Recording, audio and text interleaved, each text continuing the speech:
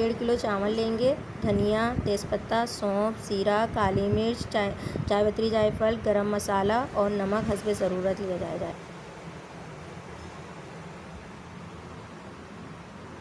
यखनी के लिए 2 अदद प्याज, 1 लहसुन, 1.5 किलो गोश्त लिया है हमने। इसमें पानी डालेंगे, 1 से 1.5 किलो पानी डाल लेंगे।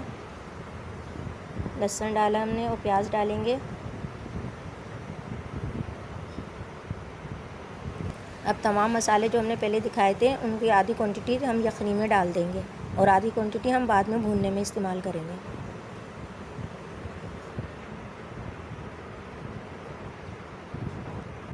अब गोश्त गलने तक पकाएंगे। अब यखनी और गोश्त को अलहदा कर लेंगे। टमाटर, हरी मिर्चें, आलू बुखारे और लीमू लिए जाएंगे इसमें, जिनकी हमने लिखी थी क्वांटिटी ऊपर।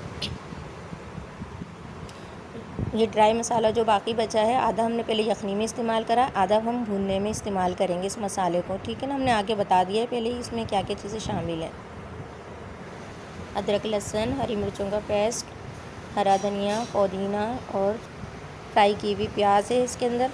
और ये खड़ा गरम मसाला है जो हम भुनने में इस्तेमाल करेंगे। इसमें काला ज़ीरा और तेज़ पत्ते वगैरह सब कुछ ही है इसके अंदर, जितना खड़ा गरम मसाला इस्तेमाल। तो दही है, ऑयल।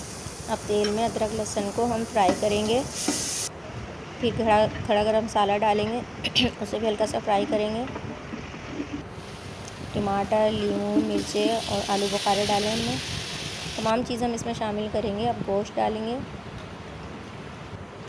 बाकी जो मसाले बचे थे वो भी इसमें शामिल कर देंगे। मिर्चें शामिल करेंगे हरी और दही शामिल करेंगे। इन्हें मिक्स करेंगे और थोड़ा सा फ्राई करेंगे। अब इसमें यखनी डालेंगे और 10 मिनट तक ढक्कन ढक के इसको पकाएंगे। जब इसमें बॉयल आ जाएगा, अच्छी तरह पक जाएंगे, तो फिर हम इसमें हरा धनिया डालेंगे, पुदीना डालेंगे और चावल डालेंगे। अब हमने इसमें चावल जो डाले हैं उसे तेज़ आंच पे पकाएंगे, इतना कि इसमें बबल्स आने लगे और पानी नज़र ना आए। फिर इसमें केवड़ा डालेंगे और कलर डालेंगे और 15 से 20 मिनट के लिए इसे दम दे देंगे हम। ये माशाल्लाह से हमारा बीफ पुलाव तैयार हो गया है।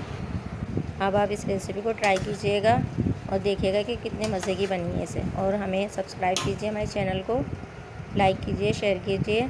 शुक्रिया।